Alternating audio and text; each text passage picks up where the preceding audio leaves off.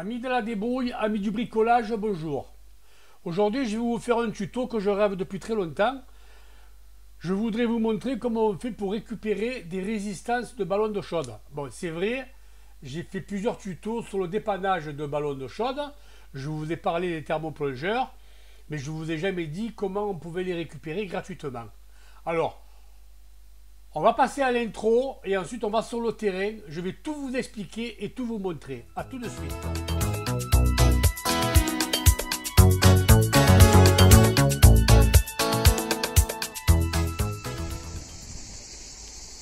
Avant, on pouvait se servir dans les comment on appelle, les déchetteries de Marseille, mais maintenant c'est tout interdit. Alors là, j'ai trouvé une déchetterie de Rome. Vous savez que les Roms, ils ramassent tout ce qu'ils trouvent. Alors, je vais avoir un peu de culot, un peu d'audace. Je vais voir un peu ce que je vais trouver là-dedans. Allez, j'y vais. Bon, nous voilà à l'atelier. Donc, je suis avec mes deux brides que j'ai démontées sur les chauffe-eau. Et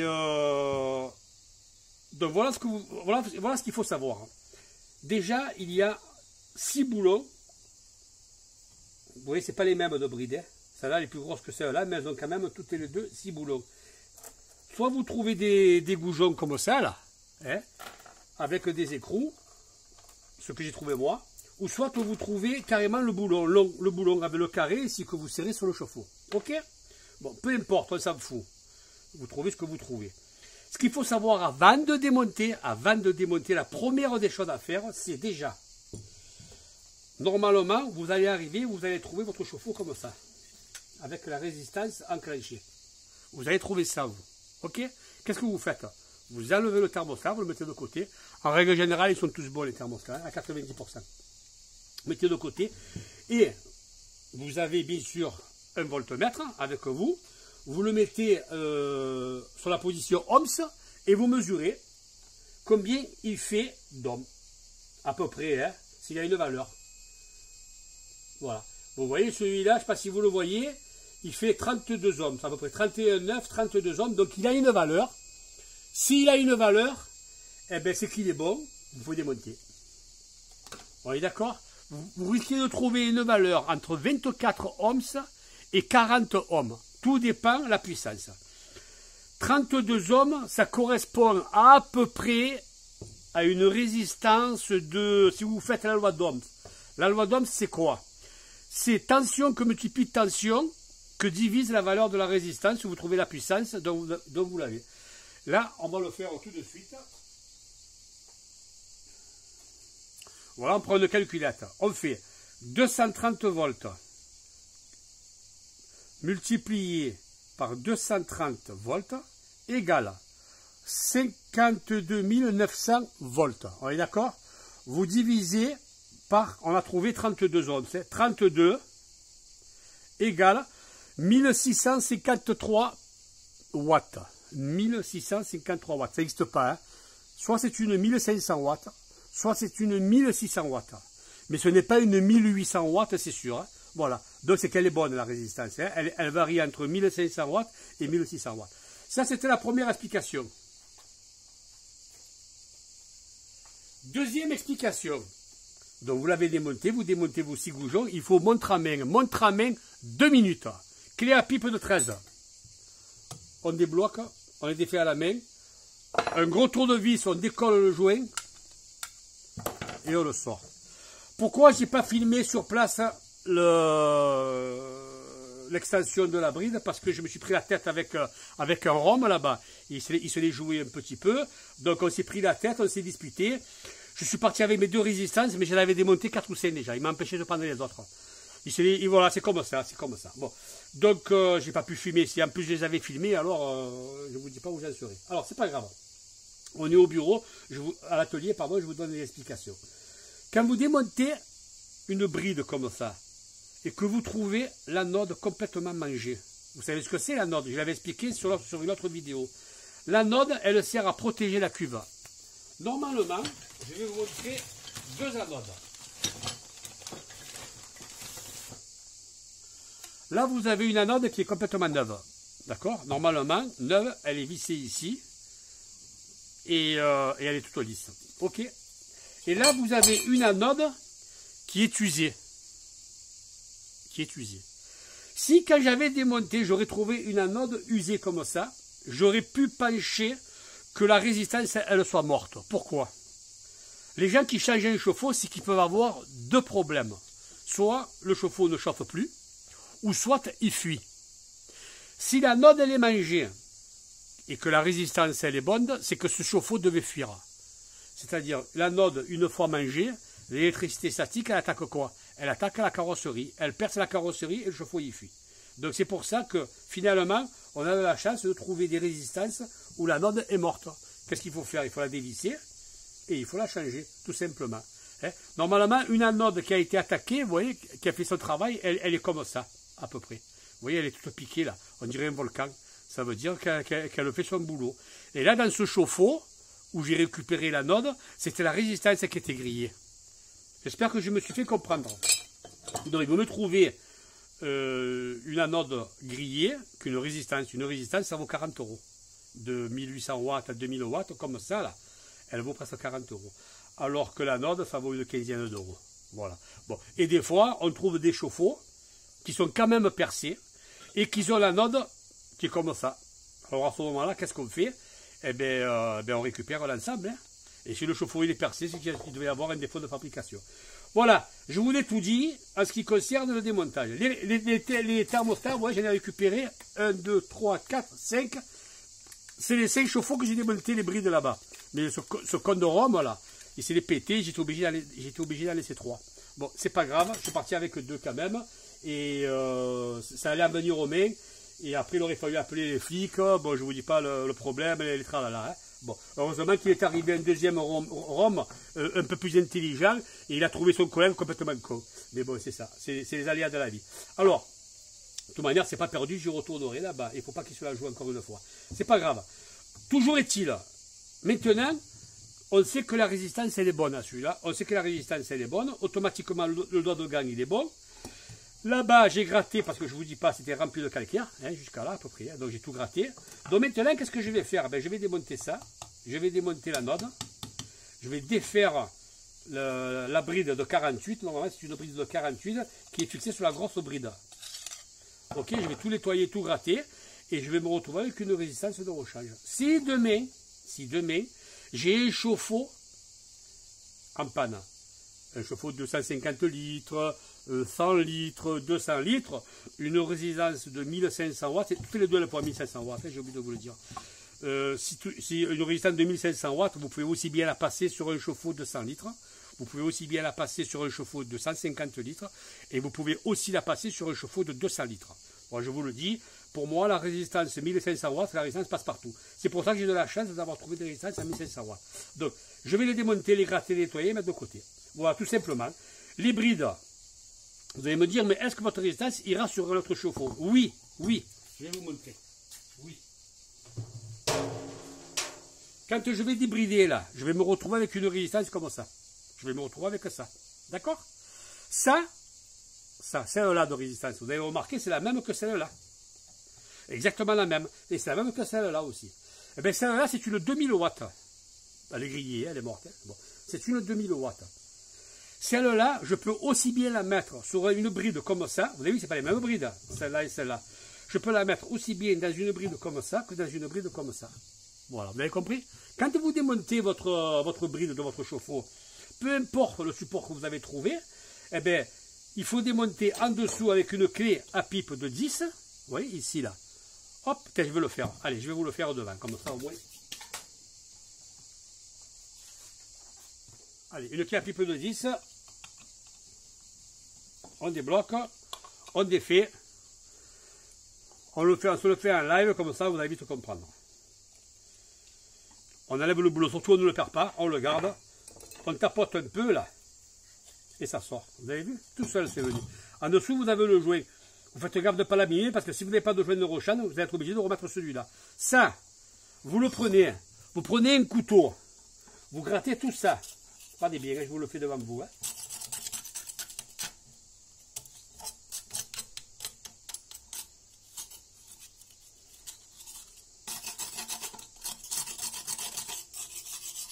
Avec un couteau, tout simplement, tout simple. Pas de produit, rien du tout. On gratte, c'est tout. On enlève un maximum d'épaisseur. On gratte bien autour de la bride, etc. Regardez maintenant. Celle-là, si je la prends et que je la mets à la place de l'autre, hop, vous voyez qu'elle y va. Vous avez vu? C'est la même, c'est ça. Ils ont fait un truc de bien, c'est un peu du standard, c'est pas mal. Est-ce que je me suis fait comprendre? On va démonter l'autre et je vais vous montrer que j'ai raison. Pareil, on défait l'écrou de 10. Alors attention que ça dans le commerce vous les trouvez, hein. J'ai oublié de vous le dire. Si demain vous avez un chauffe-eau en panne, je vais vous donner un conseil, et que vous n'avez pas récupéré une vieille résistance, vous faites exactement ce que je fais sur votre chauffe-eau en panne. Exactement ce que je fais, vous faites pareil. Regardez bien. Hein. Alors en principe, vous voyez là, il y a la résistance avec, il y a le support, il faut le conserver ça. Et là c'est une vis en inox, j'ai de la chance. Là c'est une vis galvanisée. Bon. Regardez bien, hein. Je démonte ça. Donc on sait qu'elle est grillée la résistance. On est d'accord? Eh bien, c'est une bride de 48. Si vous prenez un pied à coulisse et que vous mesurez de là à là, vous avez 48. Tiens, je vais vous le faire ça aussi. Je vais vous faire plaisir aujourd'hui. Hein.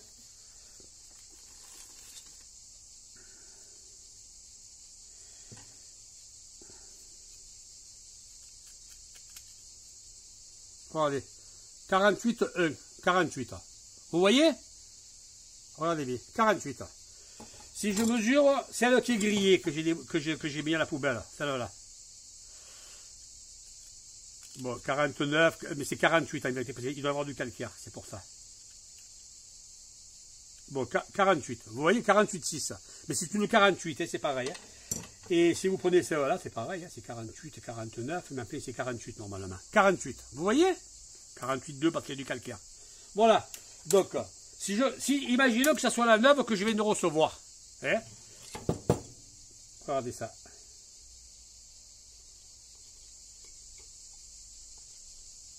Pardon. Hop, et voilà. Vous voyez? Elle y va. Elle y va. C'est standard. Alors, si vous achetez une résistance sur Internet, sur Amazon, n'importe quoi, si vous achetez que ça, vous allez le payer entre 20 et 30 euros. Que ça. Que ça. Alors, attention. 20 ou 30 euros, tout dépend de la puissance. Si vous prenez une 1200 watts, vous allez la payer 22-23 euros. Une 1500 watts, 25 à 27 euros. Une 2000 watts, 30-32 euros. On est d'accord? Voilà.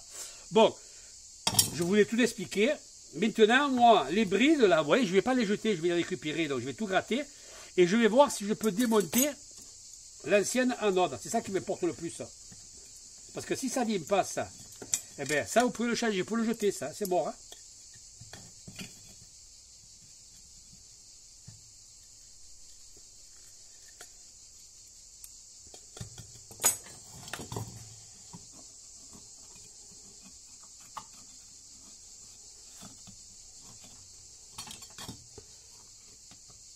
Alors, normalement, vous voyez, il y a une file. Ça, c'est un de 6. Ça, c'est un 6. On le voit, je le vois que c'est un 6. Alors, je vais essayer de la dévisser. Je vous garantis rien. Bon, je vais le faire tranquille avec une clé à griffe et je vous reprends tout à l'heure. Ok? Alors, que je vous explique.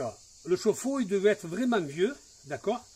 J'ai eu du mal à défaire le support de l'anode. Alors j'ai pris une pince étau, comme ça, et bien sûr je suis arrivé. Voilà, je suis arrivé. Je ne vais pas le faire en direct parce que honnêtement, j'aurais perdu un temps fou et la vidéo serait trop longue. Voilà, voilà le support de l'anode. Ça c'est du 8. Donc il faut une anode de 8, tout simplement.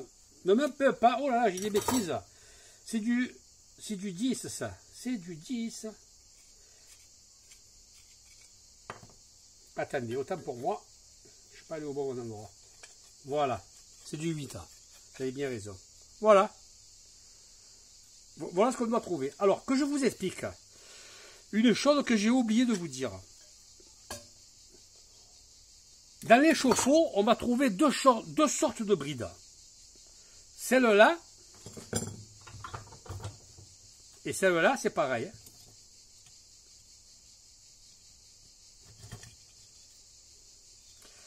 celle-là et celle-là, c'est exactement la même chose. À part que le diamètre, c'est pas le même. Parce que celui-là, il doit venir d'un chauffe-eau de 150 litres. Et celui-là, il doit sûrement venir d'un chauffe-eau de 100 litres. Je ne me rappelle plus. Ok? Bon. Vous avez remarqué que l'anode se fixe directement sur la bride. C'est là qu'il faut être attentif à ce que je vais vous dire. L'anode, vous voyez, elle se met directement sur la bride. D'accord? Bon. Quand vous allez changer votre résistance, regardez bien, hein, vous allez prendre un rond de 48. D'accord? C'est standard normalement. Et vous avez vu que là, il n'y a pas de support d'anode, mais ils en vendent exactement les mêmes, avec d'un côté, vous avez le doigt de gant, la résistance, elle est tournée par là, et de l'autre côté, vous avez un support pour l'anode. Ce qui veut dire que sur la bride, vous n'avez pas le support d'anode. Alors, est-ce que j'en ai?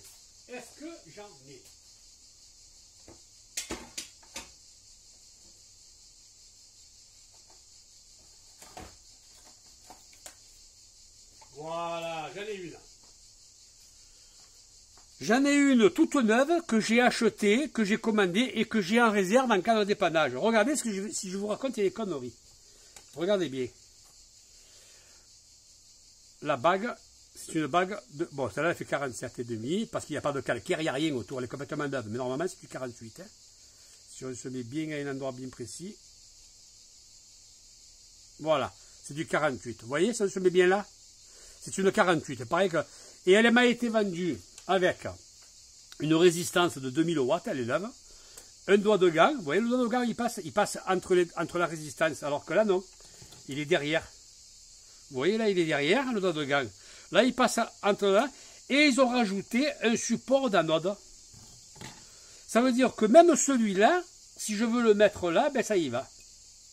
Je vous le montre en live. Voilà. Vous avez vu? Alors, ne vous trompez pas. Quand vous l'achetez, faites gaffe de prendre bien un support de 48, d'accord? Et si, comme on dit dans le jargon, qui peut le plus, peut le moins. Si vous avez le trou de l'anode, prenez-le quand même, vous vous en foutez. Si vous allez vous retrouver avec deux trous d'anode. Un là, hein, je vous montre. Et si je veux, je mets ça ici. D'accord? Je peux faire ça, ou je peux faire ça. C'est exactement la même chose. Est-ce que je me suis fait comprendre? Qui peut le plus, peut le moins. Si vous trouvez une résistance avec un trou pour anode, pour un prix compétitif, ben prenez-le. Ne vous cassez pas la tête. Vous savez que vous en avez deux de trous d'anode, vous la mettrez où là, c'est peu importe. Par contre, les nouveaux chauffe-eau, je crois que le support anode sur la bride n'y est plus. On est obligé de passer par un kit complet. Ce qui veut dire que si demain votre chauffe-eau tombe en panne, il faudra que vous changez l'ensemble. L'ensemble, je vous l'ai expliqué, ça coûte très cher. Ça coûte dans les... Bon, moi j'arrive à les trouver à 50 €, 60 €, mais si vous avez laissé des fournisseurs comme CDO, comme Brossette ou comme Richardson, vous allez le payer 80-90 €. Hein? Ok? Voilà. Donc je termine cette vidéo comme ceci. Si vous avez des questions, n'hésitez pas. Et je vous dis bye bye les amis, à bientôt. Et pour ceux qui sont tombés par hasard sur ma chaîne, n'hésitez pas à vous abonner, c'est gratuit. Au revoir.